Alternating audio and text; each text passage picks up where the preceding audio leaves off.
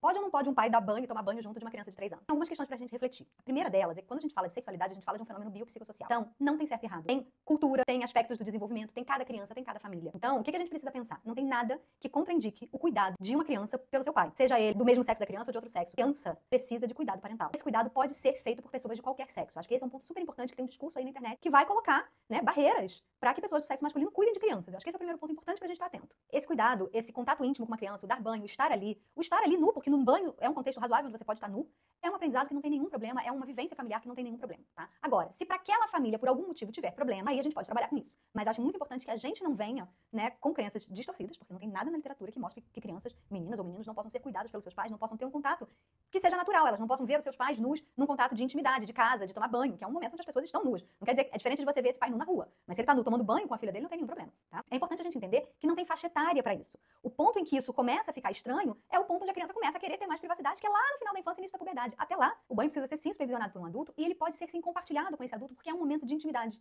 é um momento de estar com a criança, é um tempo de qualidade, é um momento onde você pode ensinar uma série de questões sobre o cuidado, você pode modelar o comportamento de limpar as partes do corpo, você pode falar sobre as partes do corpo. Então, mais do que adequado, é alguma coisa que pode ser muito útil para que essa criança possa estabelecer uma relação saudável e tranquila com o corpo e com a nudez. Tendo em vista que não há nada que contraindique e que é um aspecto muito importante do desenvolvimento psicossexual que essa criança possa ter uma relação natural e saudável com o seu corpo e com o corpo do outro. Então, é no banho que a gente vai dar noções de respeito, de pode tocar no corpo do pai, não pode, o pai se sente confortável, não se sente, como é que o pai toca o corpo da criança, como é que ele limpa o corpo da criança, como é que a criança cuida do próprio corpo. O banho pode ser um ótimo momento da gente exercitar todas essas habilidades e trazer todas essas reflexões, que é super adequado nessa faixa. E eu sei que muitas pessoas que vêm com essas regras aí, né, enfim, que não fazem nenhum sentido, sobre como cuidar de criança, sobre, né, regras que vão proibir uma série de práticas aí no cuidado com as crianças, elas têm o argumento da prevenção do abuso. E acho que a gente precisa ser muito sério, muito científico em relação ao que de fato previne abuso, né? Então a gente precisa sim orientar as crianças em relação ao abuso, em relação a que toques são adequados, que não são adequados, e elas entenderem que o toque de cuidado por parte do pai, quais são os toques adequados, quais são os toques que acontecem, né? E é um aspecto importante a gente entender também, que não é estar ou não estar nu com os pais, ou nessas situações sendo cuidado por um pai, que vai